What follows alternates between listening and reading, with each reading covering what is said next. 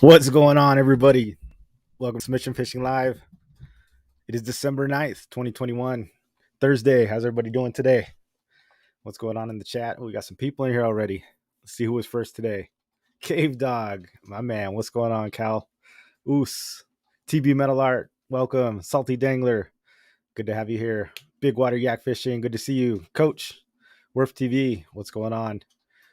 Oos, Doug Rubin, El Sueño, what's going on, Doug? How was the swap meet down there? I know Kevin was out there too. Kevin Nakata. Those of you guys that don't know, yesterday there was like what a swap meet at the Portuguese Hall, like a fishing swap meet. I wanted to go, but I didn't have time. By the time it was like getting too late. If it was closer, I probably would have went, but it's like a 30-minute drive for me. Hopefully you had fun. Leonard Oos, what's going on? Glad you're here. Who else we got in here? Awesome. Spinning Rod Rebel, welcome. Kiwi Reacts. Yo, what's up, buddy? What's going on, dude? Captain Dan, welcome. Evening, everybody, with the pizza slice. Got to have that at the end. Good stuff. So what's going on, everybody? How was your week? We're almost there. It's Thursday. Almost time for the weekend. You know, everybody knows this. Well, most people don't know. For those of you that do know, this Saturday we've got the competition. Got the DFA challenge going on, the team challenge. So that's coming up. Everybody's getting ready for that. I know I am. Probably going to do a pre-fish tomorrow for a little bit. At least check some spots, see what we can do. I know some of my other teammates are going to be out there too, doing some pre-fish. So hopefully we'll get some intel. But it rained today, and it was cold and rainy, so anything could happen. I think it's going to be a struggle for sure. You know, that water temp probably dropped a bunch, so it's going to be. I think it's going to be rough out there Saturday. I mean, that's my prediction, but we'll see what happens. We will see what happens. Let's see what we got going on here. See if we got some news. Not much in the news front, at least as far as San Diego goes. The only thing I could find that was pretty interesting. Looks like there's they're doing an artificial reef in San Diego. So San Diego's installing some artificial reef balls. This looks like it's in South Bay. The Port of San Diego is partnering with the California State Coastal Conservatory of U.S. Fish Wildlife Service has begun installation in the South Bay Native Oyster Living Shoreline Project adjacent to the Chula Vista Wildlife Refuge. So you can see some pictures there. They have some close-ups of these balls. They got like holes in them and stuff like that. So they're making like an artificial reef. Project's been years in the making. It's the latest several POSD projects to protect the shoreline from impacts related to the rising sea level and increase the biodiversity of San Diego Bay by creating new marine habitats. Looks like the project was almost $1 million, 960,000, but has been fully funded from grants from the U.S. Fish and Wildlife. So that's pretty cool. Doing some reefs out there in South Bay. So, man, anytime they add artificial reefs like this, it's usually always a good thing. The reefs are good. For those of you that don't know, I mean, that's where fish live, even if they're for the oysters and stuff like that. Anytime you put structure down, anything solid, anywhere where the fish can hide, it's good for us. That's why sunken ships are really good. Artificial reefs, or even something just falls. I mean, even like shopping carts. It sounds funny, but even in the bay, man, if you find an old shopping cart, besides the fact it's going to snag all your jigs, but if you could like get around it and it's been there for like a while and a few years and it's grown over, anything where those fish can hide, especially the bay bass, bay bass, sand bass. So that's good stuff on that front for sure. Other than that, I mean, not too much in the news wise. We got San Diego, or not San Diego. We got Orange County. Obviously, was open again. They opened that last week, and yeah, just the usual stuff. And I think we're kind of winding down. You know, we're getting to the end of the year. Only the crazy people like us are still out there fishing, so everybody else has kind of packed it in, but we're still doing our thing. Zachary Riggs, welcome. Ooh, it's glad to see you. Fernando, what's going on? Welcome. For those of you that are new to the channel, everybody that says "oos" in the channel, basically it's just it's a Japanese saying, martial arts. You hear martial arts a lot, like jujitsu. It's just like an affirmation or a kind of a greeting people say. So when they're saying that, they're welcoming themselves, but they're also liking the channel. So if they hit the like button, they get the oos and they get an oos back. Wait, what fishing swap meet we're at? Portuguese Hall, Kiwi Reacts. It's in downtown San Diego. It's sort of like Point Loma, right by like all the fisher, like, or is it Fisherman's Landing, H&M Landing, where all those fish places are. The fishing charters. It's like a couple streets up from that, right off the main drag off of Rosecrans. I know Sea Samurai was selling a bunch of stuff. I think El Sueños, Doug Rubin from the El Sueño said he was going to go down there. I don't know if he did. He might have commented on here, but I know I saw a thing that were like renting tables out. I don't know what was there. I think it's people could. I know Kevin was selling a lot of his old stuff there, so I know that's why he was there. But it was like a little trade show thing. I think that was last. I think it was Wednesday. Yeah. So yesterday is actually when it went down. I didn't make it, but it seemed pretty cool. Hopefully they have some more of them. I'd like to get down there for sure. Buy up some people's old stuff. That's where you find the deals, though. A lot of the cool things about those is you can find the stuff that like they don't make anymore. Old lures or even rods or reels. You've ever had like that old rod that was just like your favorite rod and it breaks or something happens and then you just can't find it anymore? And then sometimes you can go get one or you get those one-off lures. So that stuff's pretty cool. Accidentally pressed the wrong button. Somehow taken to an episode from like 2 months ago. You're like, dang, I feel like I've heard this before. That's pretty funny. I'm sure I've done that before, Zach. Captain Dan is the pizza man. Yeah, definitely. Deja vu moment. ZR Built, welcome. Glad you could join us. Good to see you. Need more reefs? Yeah, dude, for sure. Anytime they have more reefs is good. Dave Rage, Oos, welcome. Yeah, so what was weird is that they're saying they're putting them in South Bay because of like rising water levels, but the South Bay is so shallow. I don't know what they're worried about down there. It's like you guys need rising water levels. I went out with Brian. He let me drive his boat. Brian likes to fish. If you guys don't know him, you can check out his show Wednesdays, Fish Hour with Roman and Brian. And I was driving his boat around in South Bay, and he was like, "Yeah, go over here." He was showing me like where it's shallow, and then we were driving on one part, and I ran out of ground, like the motor started taking on sand, and then he had to take over the wheel. Some boat got stuck. We saw him get stuck, and it was like right at low tide, and that guy was screwed, man. So I don't know why they're worried about low or rising water levels. If there's one place that needs it, it's South Bay, or just some way to dredge it out, man. But it's super shallow down there, and it's sketchy to take in a boat for sure. South Bay going to be on fire in 3 years. Yeah, man. Once all that growth gets on those reefs and the fish find out. Big Water Yak Fishing says, "Hey Muto, you said your wife isn't into kayak fishing. Why is that?" It's mostly, it boils down, it's just the bathroom thing for her. She's really worried about, well, like most women, they gotta like go to the bathroom. It seems like every 5 minutes. At least my wife says, all the time. Yeah, it's going to the bathroom. She doesn't have a place to pee. I don't think she wants to go off of the yak or anything.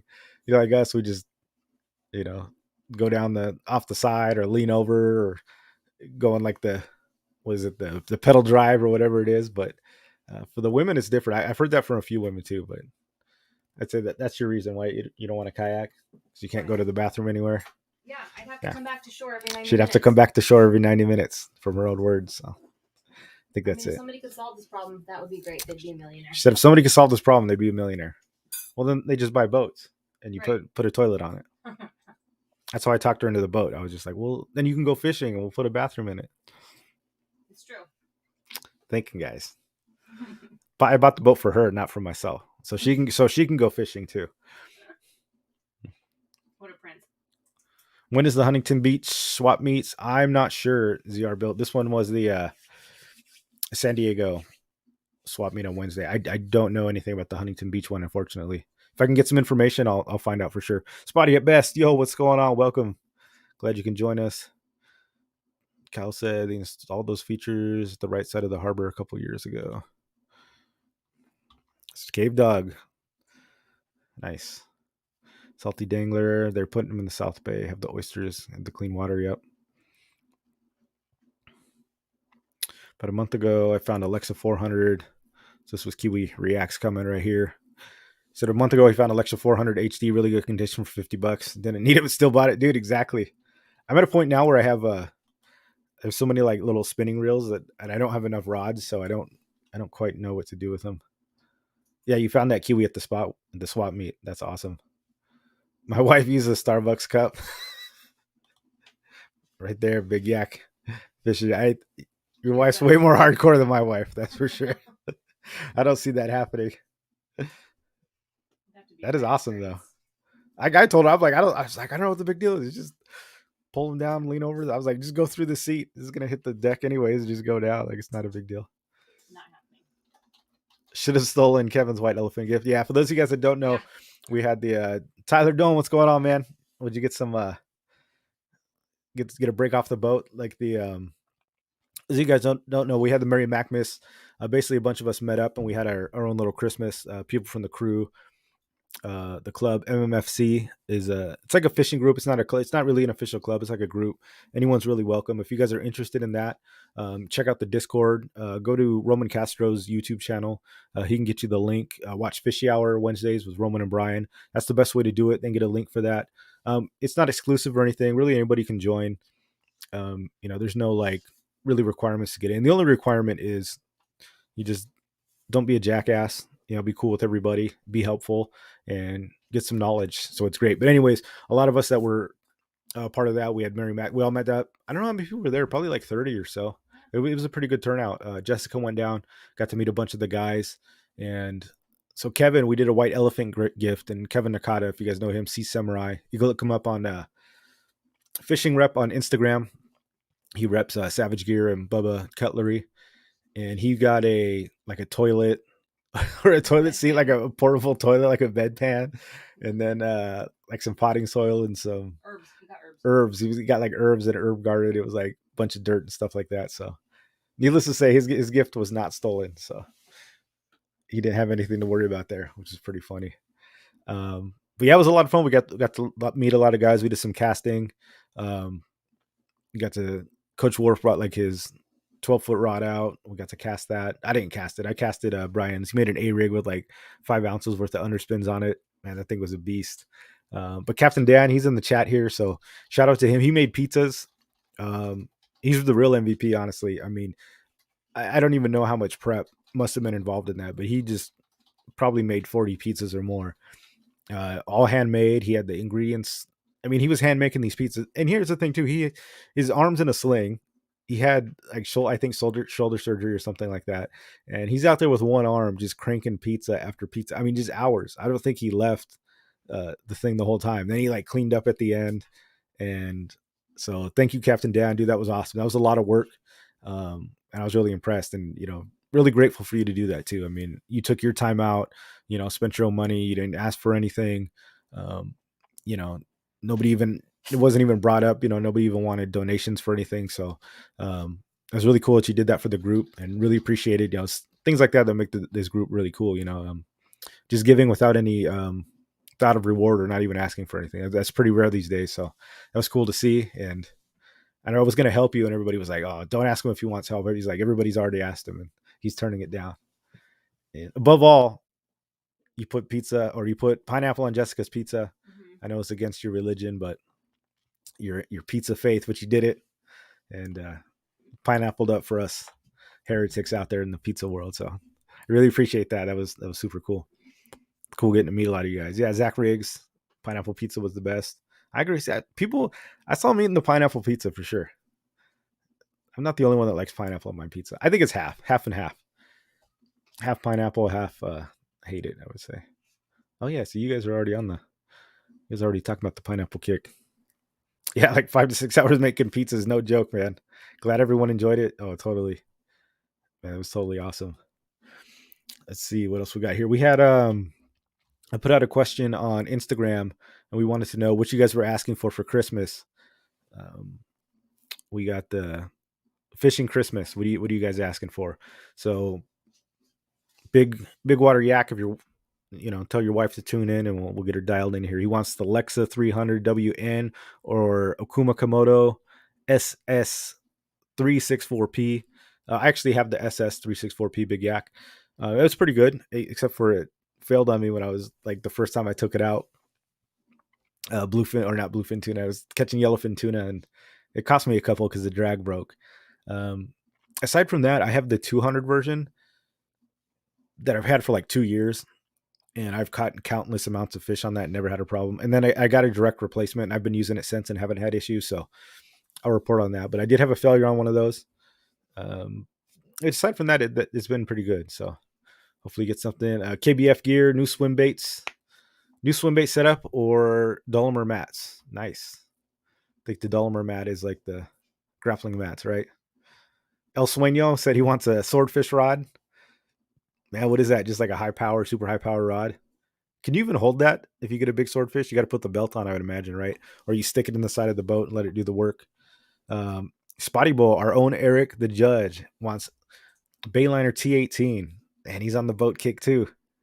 Another one getting the boat bug for sure.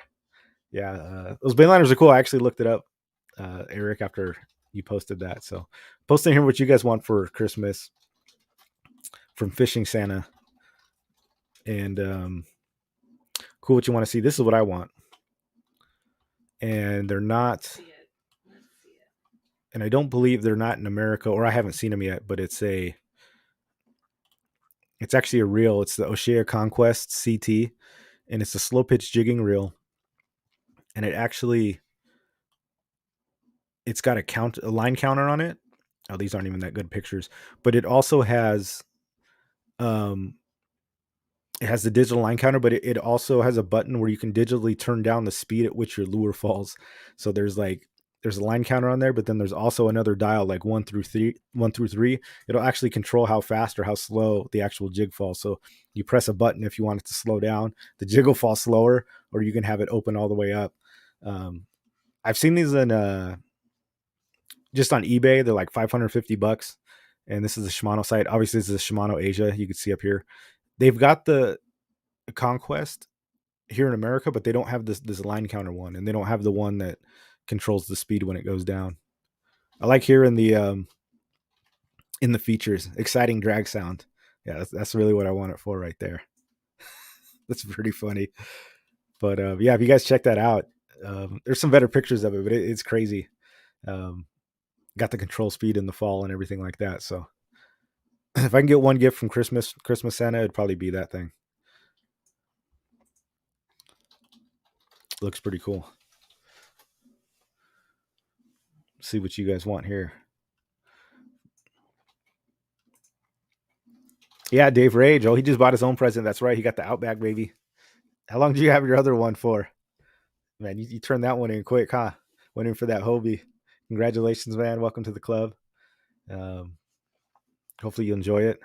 Did you get it new? And where did you get it from? That's awesome, man. See, Big Yak says, my wife says there's something wrong with me if you guys like pineapple on your pizza. She says I need new friends. Missing out, man. I like your idea of the teen. Oh, yeah. Zach said, I like your idea of trying the Teenage Mutant Ninja Turtle recipes. Yeah, like like there's this thing on the cartoons, you have the Ninja Turtles, like the pizzas. There actually is a YouTube channel one where some guy tries them.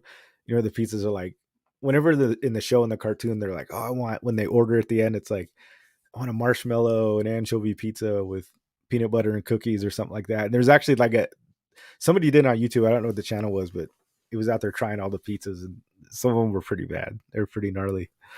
That's pretty funny.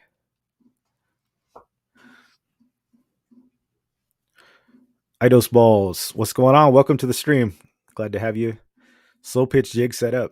Yeah, man, that's a good one. Hopefully you get that. You got to ask nicely. Tyler said he bought himself a Christmas present. Talcia 50, baby. Nice. I don't know what that is. I'm assuming it's a reel, maybe a rod. Spinning rod revel, my pork ribs. You want pork ribs for Christmas, or was that for something else? No, somebody said they weren't a big pizza fan. Oh, they weren't a big pizza fan. Better food than pizza. Better food than pizza, pork ribs. Okay, that's true. We're having a debate. I don't know. Pizza's pretty good. Let's see what else we got here. Speedy for the drill.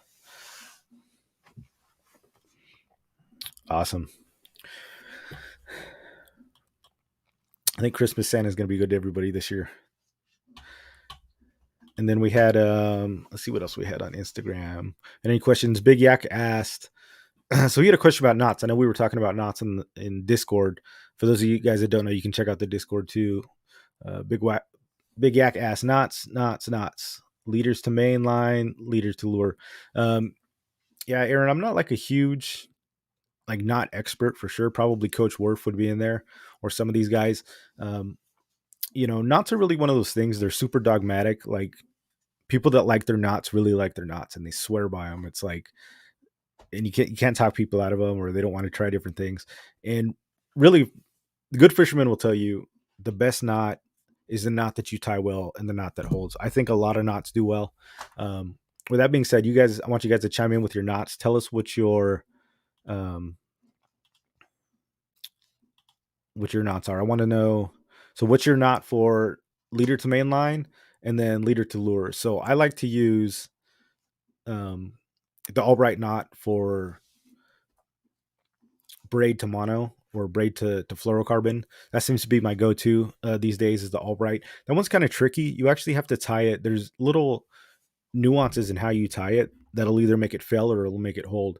And there's like the Alberto knot, I think the Royal Polaris. It all kind of takes on the Albright. Um, but the Albright's been good for me. It's super slim. It's easy to tie. You can tie it fast, and I've had a lot of success with that one. I haven't had them break. They've been super strong. They almost never break on me.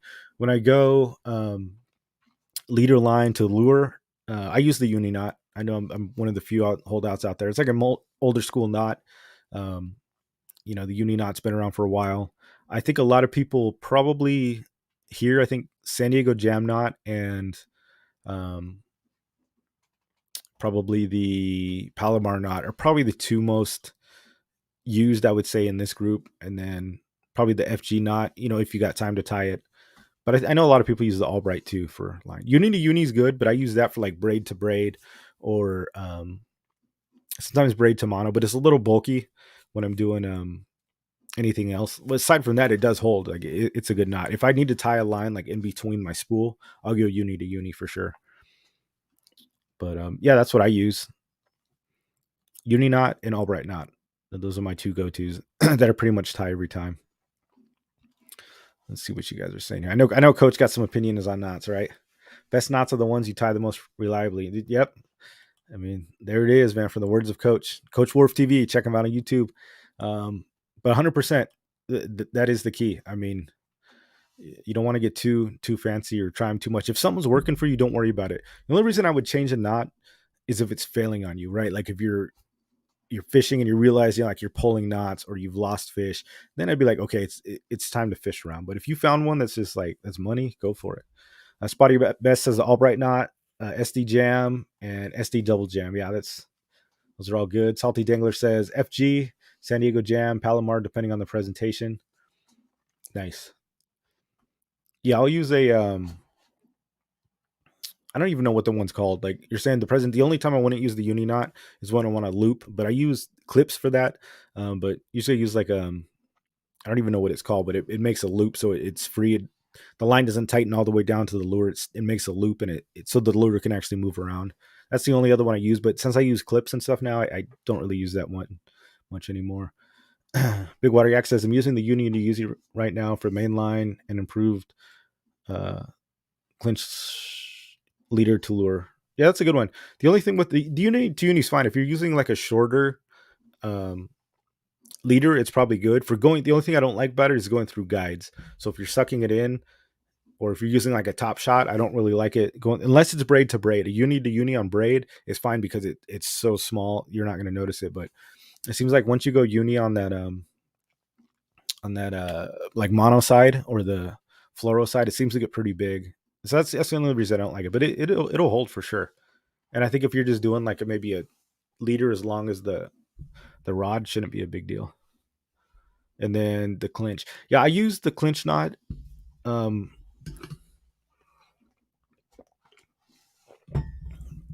for a long time just because it was simple and easy.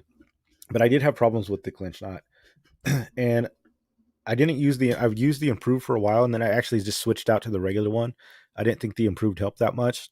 I think I was losing fish, but um, I was definitely slipping. There was a few times where I was fighting bigger fish on the clinch knot and it had pulled out a few times. So I quit using that. And every knot I realized there's intricacies to every knot. Um, that aren't usually like talked about or a good video will show that. Some of them just show you the knot, they pull it real fast. And sometimes you've got a guide you've got to bunch up and you've got to guide like the taglines in, or you got to pull it slow, then pull it down. Like the uni knot, for example, once you do the loops, you can technically just pull the main line, but the knot isn't as well. It kind of bunches up around the eye. Like the uni, what I like to do is pull the tagline, not super tight, but uh, fairly tight, so it'll wind up and it'll bunch itself. Then I pull the main line and pull it down, and it makes the knot a lot more clean and narrow, and it doesn't grab over the eye of the lure. Same thing with the Albright knot. You got to make sure that the tag end goes back through the main line after you've done your wrap. So you wrap it up at the end, and if you don't, it'll slip. The knot will slip through every time. So there's, little things. Some knots, you got to push in before you pull the lines and stuff like that. So you really got to study them. They're not always just as you just tighten and pull it. And I think that's what I used to do a lot early on in my fishing life. I would just do the knot and I would pull it real quick, thinking it was going to cinch down. And then sometimes they'd work and sometimes they didn't. Like, it just doesn't make sense to me. And then I started learning that you got to be a little more finesse. There are steps to actually tying good, strong knots. So definitely look into that. Uni for drop shot weights. Yeah, that's so you can lose it, Salty. Weren't you and Dario were saying that, I think, that they used to tie the uni knots because they'd fail on them and then they didn't have to worry about losing the fish. They would just lose the weight. I've had success with the uni knot, dude. They do not break on me. They've been pretty damn solid. Tyler says the RP and the San Diego Jam are my go-to. Yep, awesome.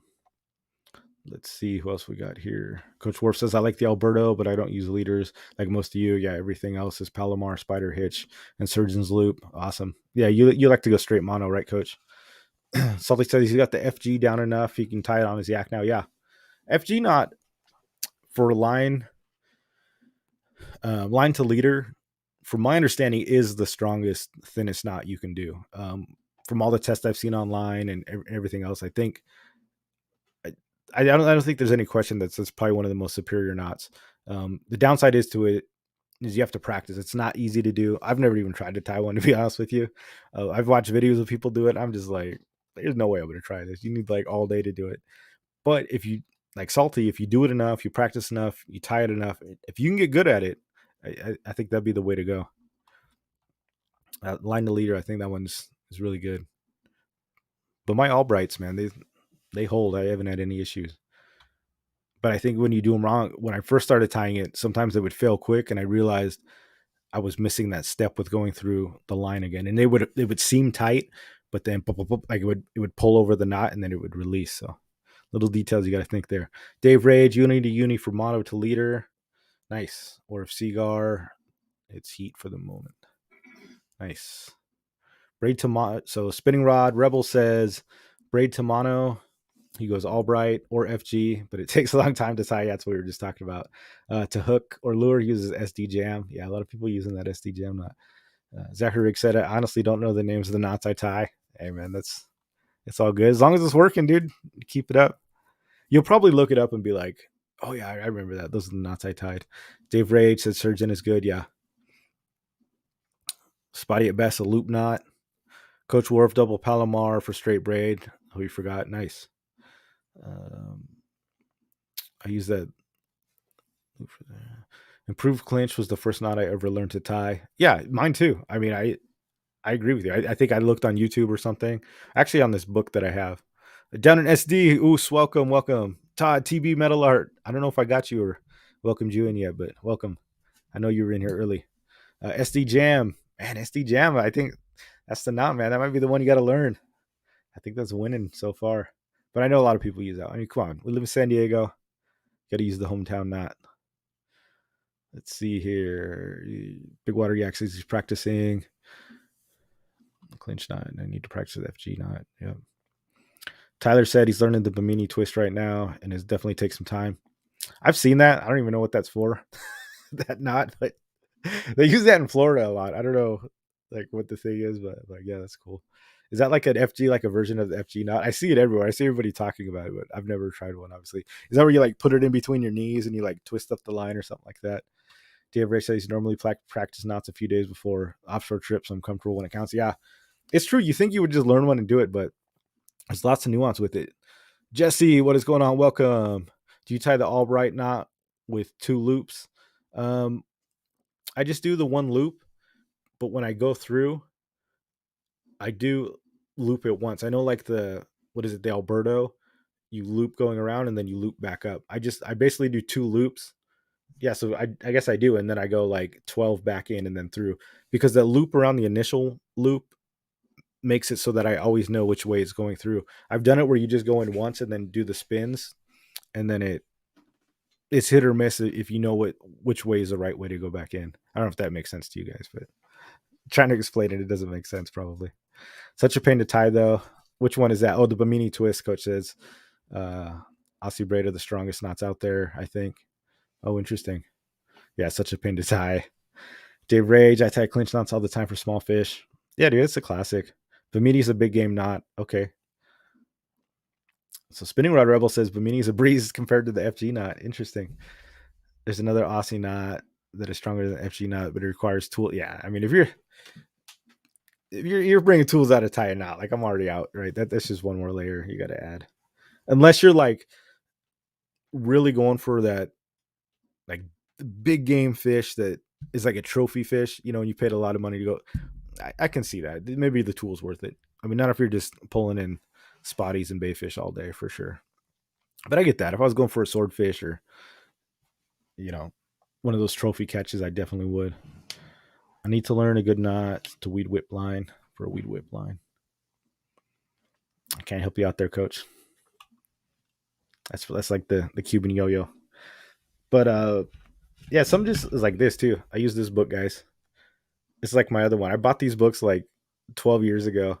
Um, but this thing's the bomb. It's got like all the knots we've talked about. It's in there. You can get these books on Amazon. They're just like old school, but they're cool books. Some of this stuff's like outdated. They might have updated it since. Like I said, I've had that book like 12 years, but you just look through there. It's got like step by step with all the knots. It's got Palomar knots. The Bimini twist is in there. I know leaders into steel leaders and all that stuff. So look it up. I know the internet's cool too, and you can go on YouTube, but sometimes it's nice having a book where you can keep it open as you're looking, instead of keep pressing pause and backing up. You just put the book open and you can follow along with it for sure. Yeah, good stuff. So you go on. I don't know if that helped your. I don't know what kind of knot questions you had, big yak, but or big water yak. But hopefully that helped you out. Yeah, like I said, it's a personal thing. Use what works. Uh, Fishing rep said, "What's the fishing going to be like on Saturday?" Fishing rep, that's Kevin Nakata. I think he asked that on Instagram too. I wish I knew. The tides are good. The coefficient, the swing is pretty low. I think it's like maybe 3 feet, 4 feet. It's a pretty small swing actually, up and down between the tides. So it doesn't look like it's a huge swing. The thing that worries me the most is obviously we got to deal with all the rain that we've had. So we got to contend with that. Obviously, which kind of sucks. So we've got rain, and then it got really cold. We had all that great fishing in La Jolla a couple weeks ago, but I think that's pretty much donezo. Water temperatures really dropped down, so we'll see. I think it's gonna be rough. I think it's gonna be rough Saturday. If I got to give you my personal opinion for sure. Plus, Mission Bay, I think, is gonna be chaos. There'll be a lot of people out there. Because not only do we have the DFA event, there's a Toys for Tots thing. So if you guys want to bring a gift, there is a Toys for Tot event. And one of the other, I forget their name. Some of you guys probably know it. There's another kayak fishing club that's putting it on there, and that's at Dana Landing this Saturday. So if you guys want to bring a tool, or not a tool, a toy, $20 toy, even if you're not going to fish or do the tournament, definitely check that out. Help them out. That'd be really cool.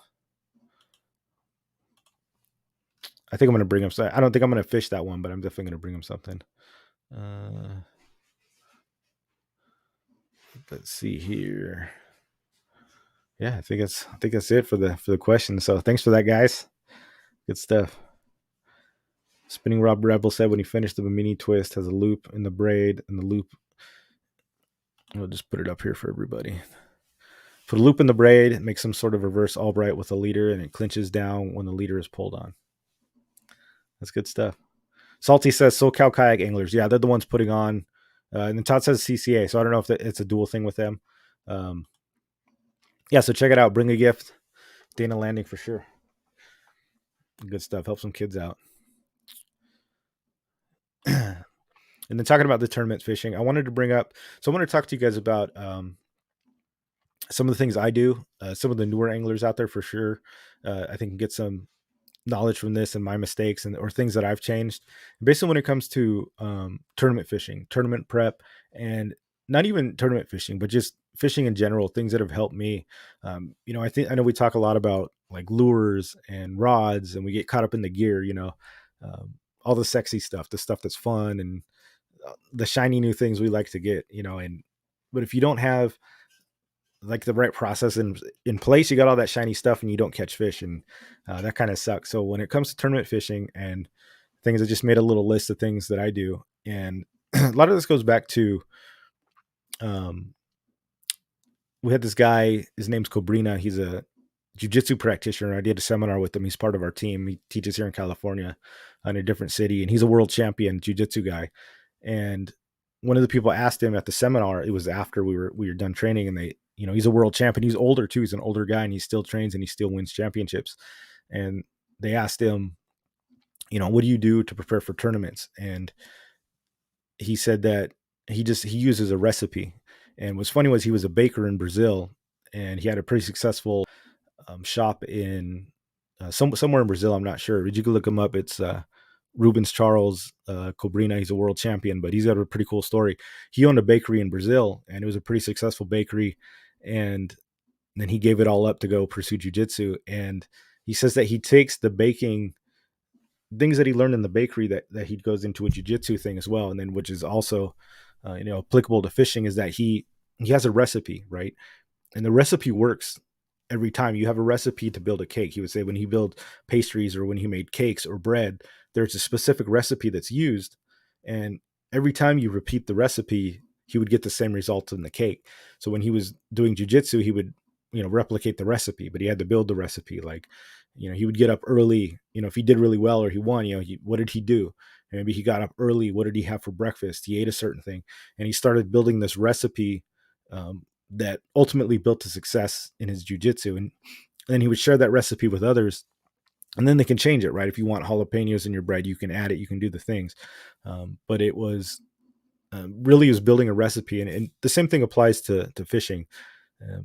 What I did is when I started the tournaments last year, when I first did spotty bowl, I think the very first time I went out, I got like 12th place, and I think I had a couple point deductions because I like inch deductions because I had penalties.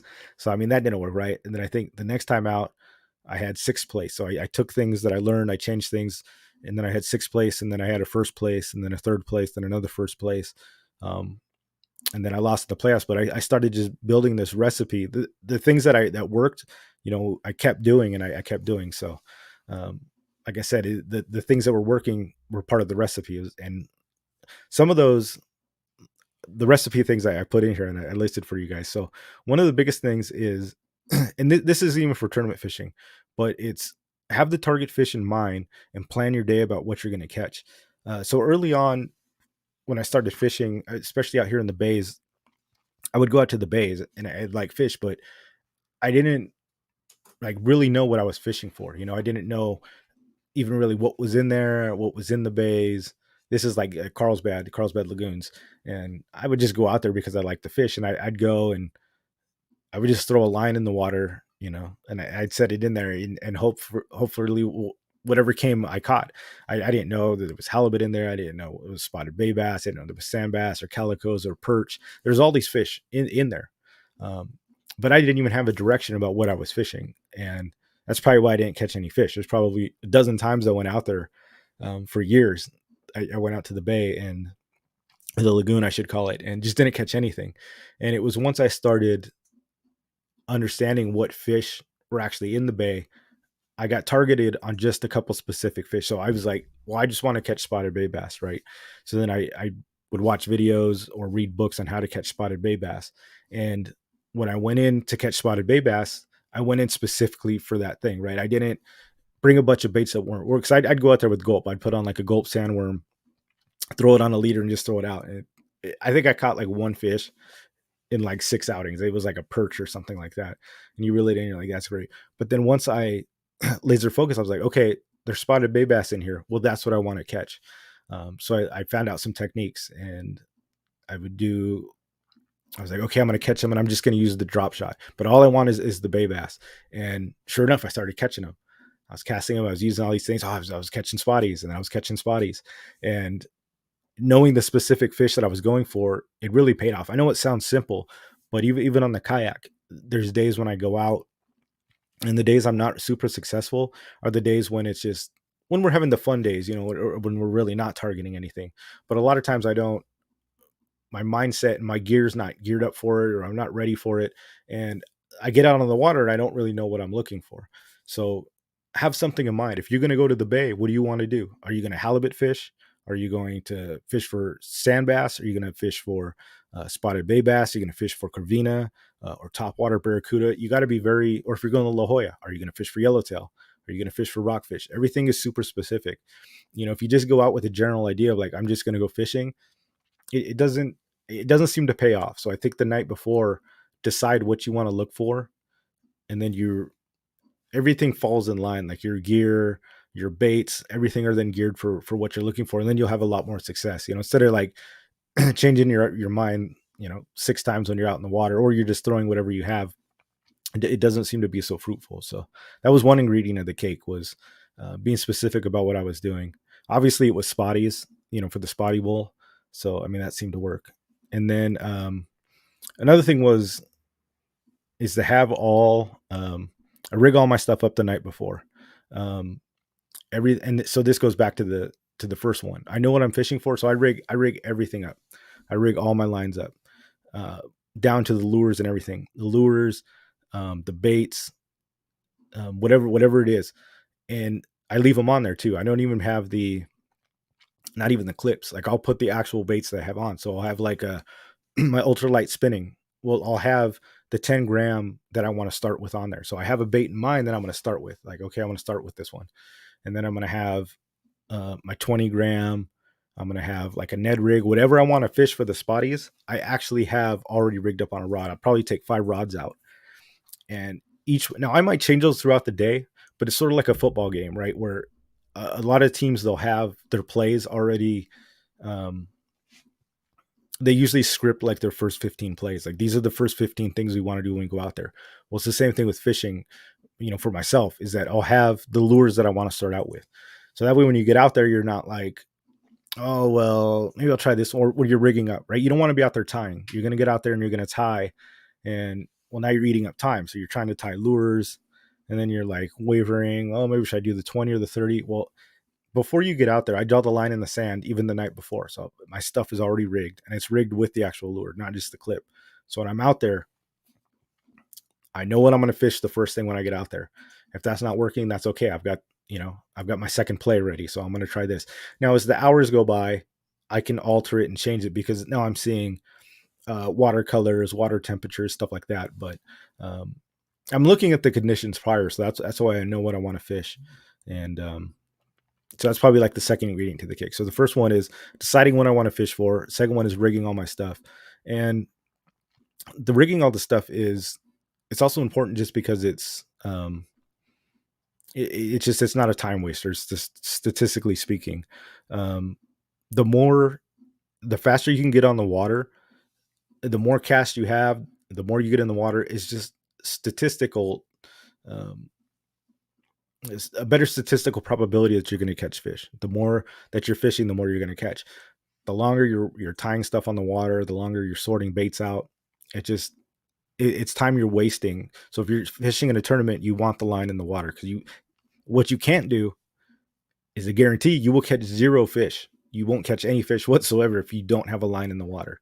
So you want to be fishing as much as possible. So that's also the other reason to have everything geared up. So that was one ingredient. And then the second one, or the third one, was obvious. This one's pretty obvious, is just check the conditions. Check the conditions the night before, because this goes into this one probably should have been before the other one, because this will tell you probably what you need to rig up. I use sites like Tides for Fishing. I don't know if you guys go to that one, but that's kind of like my go-to. I'll bring it up here for you guys. This is like my go-to site for sure. Before I go out, it gives you the weather, It's got the pressure. It's got the atmospheric pressure. It gives you the UV index. Um, it gives you the wave height. So if you're going to La Jolla, you can see here it's got your most frequent waves or significant waves, maximum waves. It'll give you the wave time period. And then more importantly too, see, this will give you the actual tides. So and you can go a couple days ahead. So you can look at Friday and it'll give you the tides for Friday. And this is where, you want to plan your day. And these are pretty mild tide swings. So this is the tidal coefficient is 50 to 49. That's pretty good. So the tidal coefficient is actually how big the swing is. When I went out last Saturday, it was 100. I think it was like 100 something, and it was in the red. That means that swing was just absolutely freaking massive. And this was like 9 feet, and then it went like all the way down to 0. It was just a huge swing. And this is pretty mild, so this is pretty good. We could probably actually look at this was last Saturday, so I brought it up. Look at this. It was absolute chaos out there. Oh, so the tidal coefficient was 96 in the morning and then 92. So the coefficient, the higher the number means, that's just a snapshot. Tells you right there. It basically just means it's a huge swing between the high tide and the low tide. And I was fishing at this point right here, and I was moving so fast, like it was crazy. And I caught so what I knew was I was going to catch all my fish down here, because when this tide is so big, there was so much sand in the water. The current was going so strong. The rip was so big that once it died down, kind of right about here, when the tide started to slack out, that's when I got bit, because it finally allowed the water to clear up and everything like that. So I'll look at this. I'll go out tomorrow and I'll realize, okay, I'm not going to need really heavy jigs. I mean, this swing is like nothing. What is this, 2 foot? This is actually a pretty bad, pretty bad swing right here. So I'm going to look at this and realize, okay, my super light stuff's probably going to be good. My 10 grams are going to work. I'm not going to need anything too wild. We only got till 1 o'clock to fish, right? So, you can come here 5 to 1. That's not a lot of swing, which means that it's not going to be dirty. The water should probably be clear, except for the rain. So I'll look at that, and then this will decide how I'm going to rig up for the day. So tidesforfishing.com, guys, check that out. It's a free resource, doesn't cost anything. They have an app too, I think, that you can pay for, and I do pay for that, so I look at that on my phone as well. So I'll do that and then decide. And then usually one of the last pieces of the cake, well, not one of the last, but one of the other pieces of the recipe, part of the cake. And I saw a lot of you guys not doing this last year, or not doing this for tournament. And I think I probably heard a lot of you guys is you have to be on your spot when it's time to fish, when it's time to go. You don't, if the tournament starts at 6 o'clock or 5 or whatever it is, you don't want to be driving up at 5 o'clock. And not only that, if the tournament starts at 6, you don't even want to be getting to the water and putting your kayak in at 6. You want to be where you want to fish at 6 o'clock. So I'm on the water paddling by 5:30 because I want to be at my spot. Usually I'm at my spot and I'm sitting there waiting, and I'm waiting till 6 o'clock, and I'm waiting for it to be time to fish. Usually 5 minutes early, because I go scope it out, see who's there, see if there's anybody else there. Usually there's not. I think Salty was there. He got there early. He does really well, believe it or not. And you want to be on your position, like when the gun goes off, basically. So you want to be ready to fish. And that really just goes back to the whole thing of you need to be getting your line in as much as possible. The morning bite's usually good too. And you guys know when fishing, it's like you don't know when it's going to be good and when it's going to be bad. How many times have you experienced the bite where it's absolutely on fire for like 30 minutes and then it dies? And then it's dead for 3 hours. And then there's another 30-minute window where it just blows up again and you're catching all your fish. Well, what if that window is from 6 to 6:30 and you're getting into the water at 6, and then by the time you get to your spot it's 6:45 and you've already missed that bite? So you really have to maximize the time that you're on the water. And those were some things that really helped me out, in the tournament fishing last year, and just in general. I think the biggest thing is just know what fish you're targeting. Like if you're having a hard time deciding where you're going to go and what you're going to do, just figure something out. Challenge yourself. Sometimes it's just halibut. There's times I'll go out and I'm just like, okay, I just want a halibut. I'm going to target halibut today.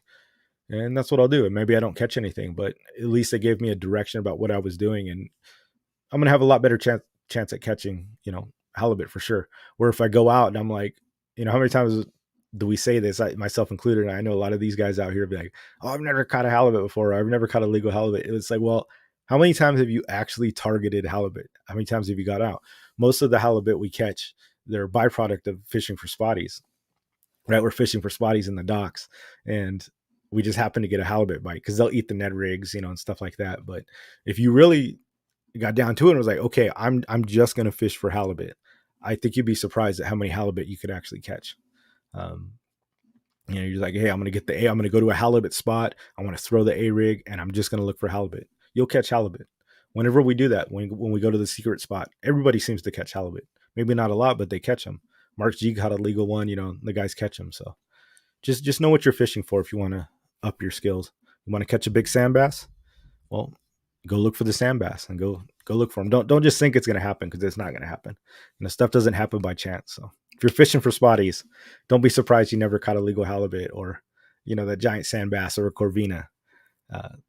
Go target it if you want to catch it. So that's some of my advice. That's some of my tournament advice. Hopefully it helps you guys, even if don't use it for a tournament. If you guys just want to be more successful, build the recipe and keep replicating what works. And this is my recipe. This is like the beginner stuff. This is stuff I do early. So this helps me kind of win before the tournament even starts, right? This is putting me in the best position I can do before the gun is actually sounded. So there's a lot more to the cake and to the recipe, but you guys can take this, right, and use it. So if there's something you want to add or take away, you can do it. But that works for me.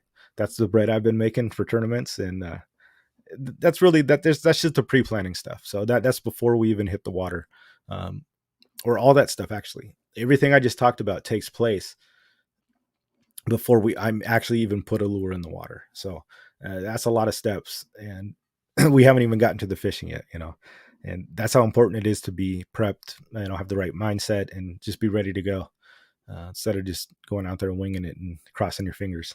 Have a plan, have a recipe, make it happen. I'd like to hear what your guys' recipes are. If you have any questions, let me know too. So that's all I got for that one. If you guys like that, I'll come up with some more. I'll tell you what I actually do when I fish, but that's just that's my pre-fish routine, basically.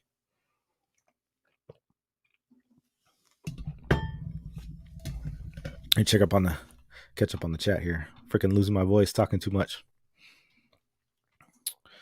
Let's see. Oh, we have a question. Spotty at best about slow pitching. Is a swivel required for proper action? 10 to 7 gram jigs? No, I don't think so. I was using. I pretty much always use swivels earlier on. I've kind of not using them so much. I've been moving the swivel. I used to do this braid to swivel to mono, or I was using fluoro back then, and I've kind of dumped the swivel, and I've been doing the swivel to the lure into the clip, or actually I've been going swivel onto the clip and then clipping onto the thing. But I think with the smaller jigs, it's less important for sure. I think the bigger ones, it can help if you get a good ball bearing swivel, but I think if you add the clip, it's not as necessary. The clip, to me, the power clip seemed to add enough freedom in the line where it seems to rotate good enough. Unless you have a specific jig that like tumbles down, and that is the thing. They do make those fluttering jigs that like really do spin and roll, then absolutely I would use a swivel. But the ones that just wobble down or flutter, I don't think it's absolutely necessary. I don't think it hurts either. I think it gives more freedom. So I think if you want to throw one on, it's fine. Sometimes I do. I used to all the time. I don't as much anymore. I still catch fish. So I don't think it hurts. I don't think it hurts or adds, to be honest with you. With the 10 and 7s, I think it's less important, in my opinion. And that's just my opinion. Let's see what we got here. I have a diver rigged up to troll. I have a double dropper loop set up for rockfish. I have a crocodile tied on for the surface yellowtail. Nice. 1 ounce cool bait for the kelp bass. Oh, for La Jolla. Yeah. So Big Yak, when you're going out to La Jolla, man, figure out what you want to do. Usually I'll always like the yellowtail is what we all want. There have been days out there though where I know all I've done is rockfish and I've killed the rockfish. But usually I like to do La Jolla, so I'll have a, or not La Jolla, the yellowtail, and I've yet to catch a yellowtail at La Jolla. So my process for that probably doesn't work so well, but I'm looking for live bait, um, or I'm going to troll a certain thing, and then after a certain time, if I don't catch the yellowtail window, I'll go look for something else. But yeah, definitely plan for that. Have the transition. Let's see here.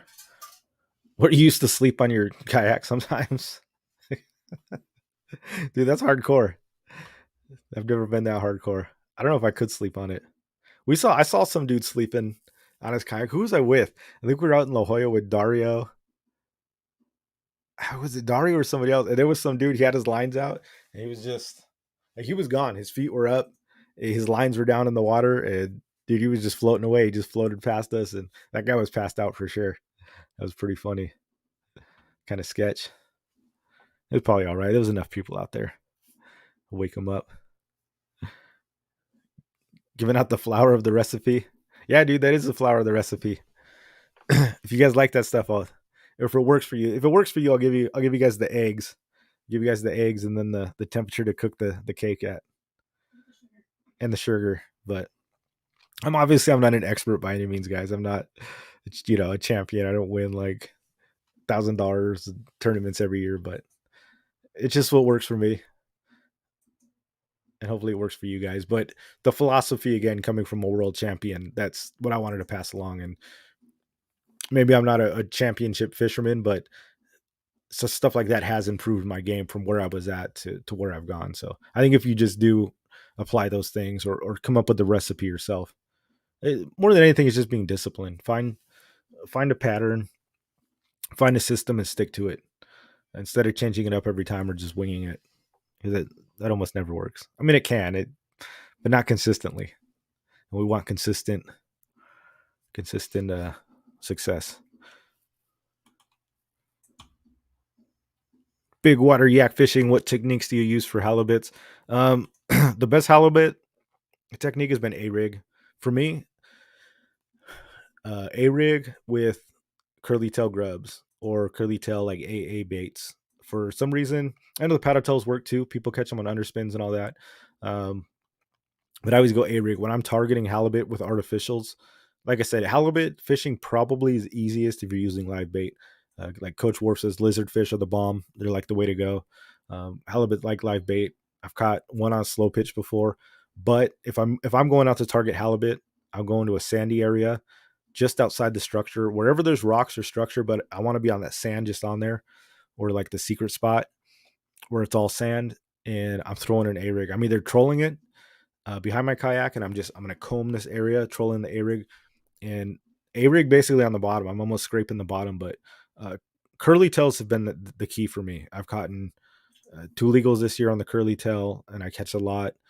And that just could be placebo, the curly tail. I don't know if paddle tails work, but it's one thing that's worked for me. So I've always done, is the grub style bait, and but definitely a rig. Just do it kind of slow, probably mile and a half. I've caught them at like 2 miles an hour too. Just pedal up, within that range. Just drag it close to the bottom, and just comb as much ground as you can. Just go back and forth. You can cast it in some areas and reel it in, but trolling the a rig that's the technique I use for halibuts. That has been most success for me. If you want to fish artificials and stuff, but underspins will take them too. Anything. And then the last one I caught was actually I went out with Brian, and we went to go target halibut. We were fishing throughout the day, and he was like, "Hey, let's go catch halibut in the channel here." And we both busted out our A rigs, egg rigs, threw them down.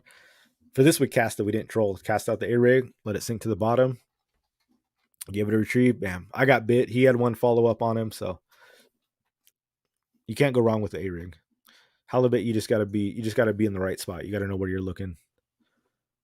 Flatter areas, sandy areas. They're not gonna be in the rocks. They're flat. They lay in the sand. They like to bury themselves in the sand. So if it's super hard structure, just go on the outside of that, and you'll probably, because the halibut will eat the fish coming off of the structure.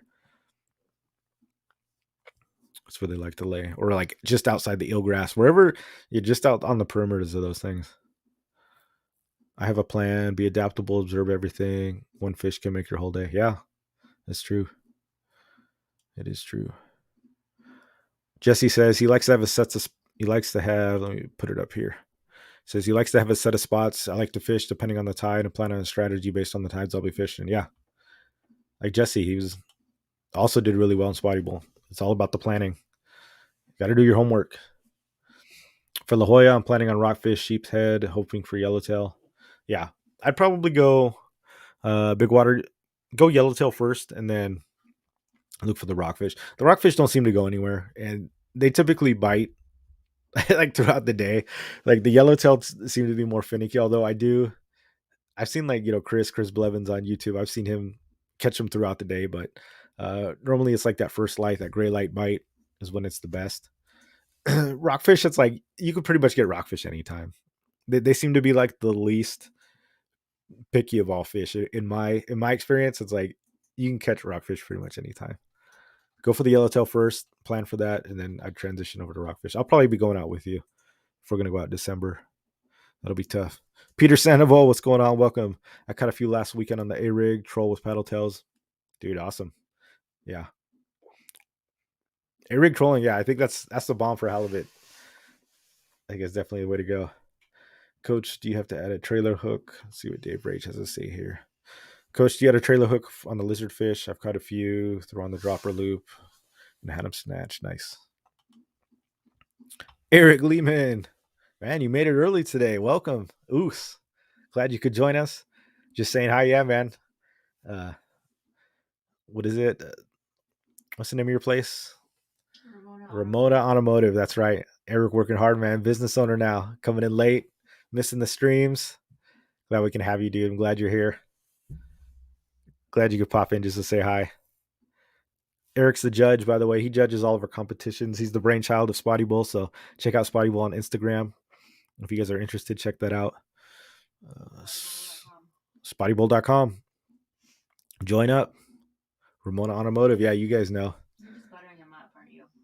Buttering up the judge? Hell no. He gave me penalties last time. The mouth was open. But the mouth was open. Eric gave me a penalty for mouth being open. You couldn't even fit a credit card in this fish's mouth on the first penalty I got.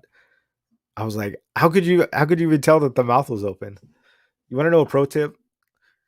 Don't send high resolution pictures to Eric because he's gonna zoom in on them and he's gonna find it. Like, turn your settings down to like 6. Don't be sending those 4K pictures.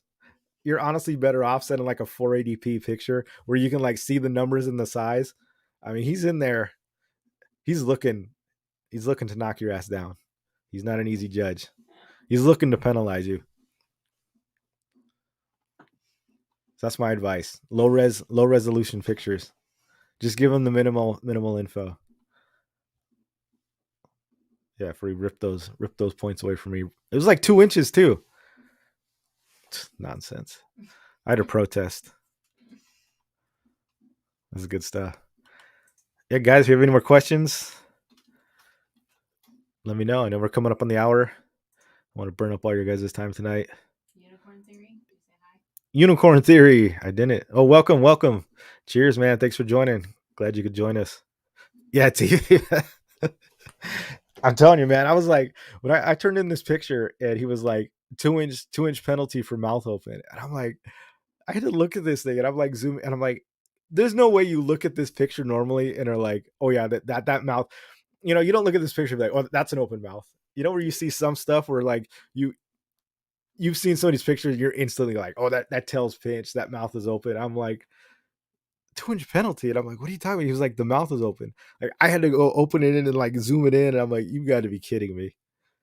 I mean, you couldn't even fit a piece of paper in between those lips. So I said, no more. You know what? Low res, 100%. You're not getting the 4K images this year, Eric. I feel like you stopped what you were doing and came upstairs to tell me that too. Yeah. I complained to my wife as she was telling me. I came upstairs and like, I think I straight up, I was like outraged. I showed her the fish. I'm like, they're docking me 2 points. They're saying the mouth is open on this fish. I'm like, she doesn't care. And I'm complaining to her about like the fish's mouth being open. And I'm like zooming it in. I'm like, does this look like the mouth open on this fish is impacting this in any way? It wasn't even like, where the tail is Like if it's on the line, maybe that would, but it was in between like a quarter. So even if the mouth was closed, it wouldn't have dropped it down like a size at all. Yeah, but I was like, I went and showed my wife the picture, and I was like, "What do you think about this? Look at it. What do you see wrong with this picture?" She didn't even know what she was looking at. Do you see a mouth open in this fish? She's like, "No." That's when I decided Eric was my best friend. That's what she decided. Eric was her best friend for making me rage on a Saturday by taking my points away. Now we put the spotties in. Now when I'm taking pictures of spotties, I give it the claw. I shove its mouth shut with my pinky, and you're like crunching its face and like stuffing it on the board. You're making us treat spotties harshly, Eric. I used to be gentle with them, but no more. How many times have you taken a picture too for a tournament fish, and then you take the picture and you look at it and you're like, oh my god, its mouth's open. And when you're like holding it, it looks good, and then you take the picture and it's wrong. And I said this before, and I said this last year too. Taking pictures of spotties is harder than actually catching spotties, and I stand by that. They flop around, they poke you, they're pissed off, they arch their back, they hurt. They're wild. Like it's so hard to take a picture of a spotted bay bass. If none of you guys, I mean, not a picture, measured one. If you guys have never tried, if you guys haven't done tournament fishing for spotties, if you've never tried to hold its mouth closed, put it on the board, make sure the tail's not pinched, it's harder than catching spotted bay bass. 100%. That should be the real challenge. Just if you get a spotted bay bass measured correctly, you should get extra points for that. That's what I think about spotty tournament fishing. On my phone, the mouth would be closed. On my computer, it's open, right? You guys, I'm telling you, game the system. He has a 96-inch TV. It was 96 TV. Yeah, I believe it. He's like looking to give you, he's the cop waiting for you to like do something wrong just so he can give you a ticket. Eric doesn't let you off without warnings either. He's giving you the penalty instantly. Eric, yeah, he's got the picture zoomed in, and he's got the magnifying glass. Has to be lips touching lips. WTF. What if it can't close its mouth? What if it's got like big teeth? And he's like, it can't close its lips. Is that a thing? All nighter hider, what's going on? I'm here. We can start now. Awesome, man. Glad you could be here early. Join the early show.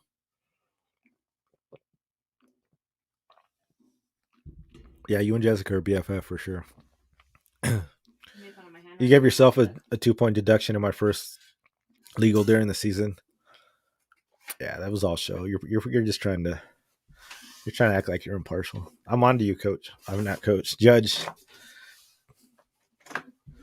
Yeah, hider's in the house. Take a picture of it in light mode. That way you can move it to the best image. Yeah, somebody recommended that to me, Zach. That's actually a good idea. Strict but fair. Yeah, I guess you want strict rules. Otherwise, everybody be gaming the system. I do ask if you have a second picture. You did ask me that, but I didn't want to turn in a second picture. I took the penalty just out of principle. I think I had a second picture too, and I'm like, nah, I'm not going to give him one. Just give me the 2-inch penalty. Which, honestly, looking back, no, I don't think it affected anything playoff wise. I think it was fine, but I think it was coming up to that. I was like, oh man, I shouldn't have. I should have just turned in another picture so I didn't get the penalty. Saltwater Slayer, what's going on, dude? Welcome. Wish I could measure a spotty, but first I need to catch one. You catch him. I've seen you catch him. You can slay him. That's funny. Oh shit! I just hit the notification bell. Thought I did already. Oh yeah, dude. Every Thursday, 7 p.m. We're here. And then Fishy Hour 2, you guys. For those of you guys that watch the show but don't watch any of the other ones, Fishy Hour on Wednesday with Brian. Brian likes to fish. He's the Spotty Bowl champion. He's one of the black belts in fishing out there. One of the few, I think. He does a show. They talk bait fishing primarily. We're here. I kind of pretty much any. I'm not restricted to the bays here. I mean, I'm open to pretty much any fishing, mostly saltwater.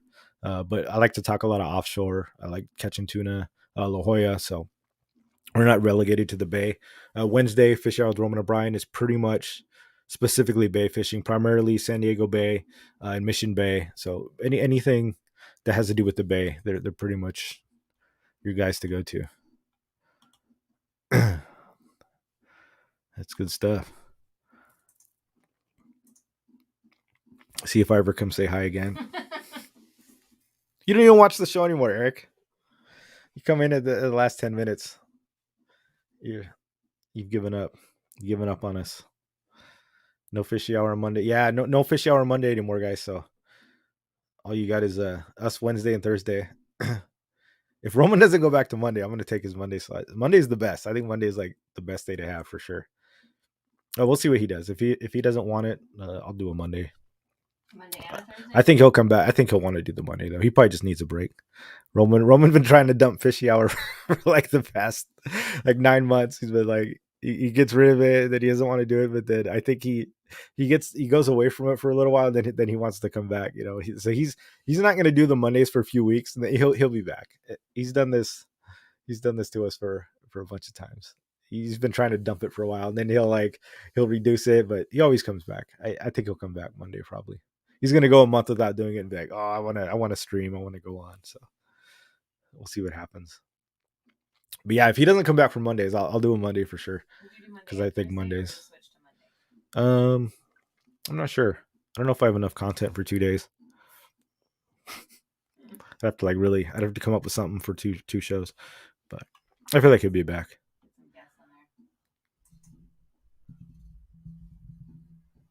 He's like, shit, I regret fishy hour. Yeah, for sure. I think that's what happens. He'll get lonely. He does, Zach. Right? He's tried to quit. He's like Rob was like the alcoholic, that tries to quit. Like he's tried to quit fishy hour. I swear, like just in this past year, like 4 times. Right? Either he's reducing shows or he's like not gonna do it because he always comes back. He's like, all right, we're gonna. I'm coming back for Mondays, and then it was right after I started this show. Like I think he was down to the 1 day, right, and then I came back, and then he was like, "Oh, wait! I think I'm gonna do Mondays again." I was like, "Okay, you can take your Mondays back. I'll just do Thursday." So we'll see. I hope he comes back. He give us something to do. No fishy hours on Mondays ever again. I might go back to drinking. Right? You guys got a petition to him, but he is too. Like his kids, like he wants to be with his kids and stuff like that. So I mean, I understand that. It's a big time sink. It's not a time sink, but it's not like there's show prep that goes on. It's not like we just come on for like the hour and I'm like, oh yeah, like nothing happened. It's from probably Monday through Thursday. I'm always adding things into my show notes, right? I'm looking for news, I'm looking for ideas, I'm looking for something to talk about. So it's like it takes a little while to prepare something. Otherwise, you're just gonna come on here and look at the camera without anything to say. Have a crappy show. So it's a lot. I don't know how he was doing 7 days a week. Dude, that is a grip. Just subscribe, dig the content. Thanks, dude. Unicorn Theory. That's awesome, man. Welcome. We're just trying to get our black belts in fishing, dude. One angler at a time. At least that's our goal. Good stuff. Guests. Yeah, I thought about that TV metal art. What do you guys think about having I told her to get a hold of, I'm trying to get a hold of like some captains. I'd like to have boat captains come on. I know some in Orange County. I got some numbers. Like we know some captains we've been with, and I'd like to have them come on the show and just pick their brain, maybe interview them, see what they like to fish for, tips, things they do. I think it'd just be interesting. These guys that basically live on sea and catching tuna, bluefin, rockfish. I'm always curious the knowledge that they have. So, I mean, what do you guys think about that? I'd love to just interview maybe a random captain every now and then on some of these big boats, and or even the small boats. It doesn't have to be a big boat, but that's definitely something I've been thinking about. And really, it's just a matter of talking to them, getting them on, seeing if they want to come on for sure. But those guys get insight. They live on the sea, man, and they catch fish. So I think that'd be really cool, especially from different areas. Seeing what they do, how they work. Good stuff. Seeing how they're nightmare customers. That'd be interesting to me too. Or just beginner tips, things that they recommend. And then maybe we can ask how they catch the swordfish. Doug Rubin will like that. We'll get a swordfish fisherman on here. Yeah, but guests would be cool. I've definitely thought about it. Yeah, so a lot of you guys, Dave Raid's guests, Big Back Yakwater guests, TV Metal Art guests. So yeah, I think that's a good thing. I just got to find some guests. So what do you guys think about that? Captains or you should interview Eric. Influencers? Yeah, I'll interview Eric. Yeah, and I'll really lose some subscribers for sure. I'm kidding, Eric. Giving you such a hard time. You can interview me. I'll interview. Nobody wants to. Nobody wants to hear from you. That's true. Eric, you had to fire your first employee. Congratulations, Eric. Did you do it like Trump or what? Yeah, did you do it like Trump? You just like sit him down and say you're fired. In all seriousness, dude, firing people is like the hardest part. It's like the worst part of being a business owner. If you guys have never had to fire somebody, it's never easy. Honestly, even if you like, even if they deserve it, and you don't like the person, it's like I've never taken joy in having to fire somebody. I fired a lot of people in my day. Unfortunately, having a lot of employees, and it's like it definitely sucks. So it does suck, Eric. Hopefully, it wasn't too bad. Eric, he deserved it. I'm sure he did, right? Nobody gets. I've never fired anybody that didn't deserve it. It was unjust, but yeah, that sucks for sure. Yeah, so if you guys have any ideas for the shows, let me know. If you guys want me to spice it up with something, like I said, if Fishy Hour doesn't come back, I might consider doing 2 shows if that's something you guys want. Like I said, I think Roman will probably come back. He didn't definitely say no on Mondays. He's just taking December off, so he might come back and do a Fishy Hour show. If he doesn't, we can assess that at the time. Maybe do another one or just do a different format or something like that. I mean, I'm open to it, so we'll see what happens. Yeah, Unicorn Theory deckhands, they might be easier to get on, right? I'm not like some YouTube sensation. I do this show. They're like, "Who the hell are you?" I'm like, I don't know. I'm just some guy that likes to fish. Come on my show. If you guys know anybody or you got some connections, but yeah, I know we can do. I guess Sea Samurai. I've already talked to Kevin. He'd come on for sure. He's got a lot of knowledge, so we'll do some good stuff for sure. We can make something work. We'll make something happen. But what do you guys want to see too? I mean, that's important too. I mean, this show is for you guys primarily. We talk fishing, but the only reason we're here is for you. It's entertainment. It's knowledge. That's why we exist. Interview some of the top bait shop owner guys. Oh yeah, that's a good one, Zach. Any of those things sound like enough? Yeah. Good stuff. Do they want it at a different time? That's the best. Humble and passionate folks. Yeah, dude, those guys are the bomb. So yeah, if you guys don't have any more questions, I'll let you all go. Hopefully you guys learned something. Like I said, my recipe about tournament fishing, bake the cake. Just remember that, guys. Find a recipe, make it happen. This weekend, I'm going to pre-fish tomorrow, probably down in. I'm not telling you guys because I got some of my competitors in here. Just kidding. I'm going to go check out San Diego Bay, and then we've got the tournament. We got the Toys for Tots Drive, and Dana Landing, Mission Bay. So check that out if you guys want to bring a toy. And then they're also doing a tournament there too, in Mission Bay. And then we've got the DFA tournament. So 2 tournaments coming up, Spotted Bay Bass tournaments. That's this weekend. That's this Saturday. I'm going to be fishing tomorrow. And even if you guys don't do tournament fishing, just go out there and fish. Probably people will still be on Discord. So you don't have to be, if you want to get up with some of the guys in the group, they'll still go fishing with you. I guarantee you there's going to be people fishing that aren't part of the tournament. So there's always guys out there fishing. I'm usually out there fishing every weekend. Yeah, but just get out there and fish, guys. Talk to Arnie about guests. He's very well connected. Yeah, that's a good one, Dan. Arnie's the man. Arnie's got the connections. I'll have to hit him up with him. Collab with other YouTubers. Yeah, that's a good one, Cal. Actually, I should interview Roman. I should have him on the show via guest, right? I think I'm going to do that. And nobody's ever interviewed him. He's always interviewing people and taking them on. I should get him on here and actually do him an interview like he interviews other people. I mean, he's got a lot of knowledge, but just how he's put it all together. He's been a pretty big figure in this the fishing space, basically San Diego fishing space, saltwater fishing space. But yeah, it's good stuff. You'll have to ask him, see if he wants to do it. Yeah, go fishing. That's right, man. I'll hit him up. About that. I think that'd be funny. Have him in the passenger seat for once, right? I got him on the Cast and Spear podcast. Oh, I did hear about that, Coach. That's right. I do remember that. That was last year, right? It's good stuff.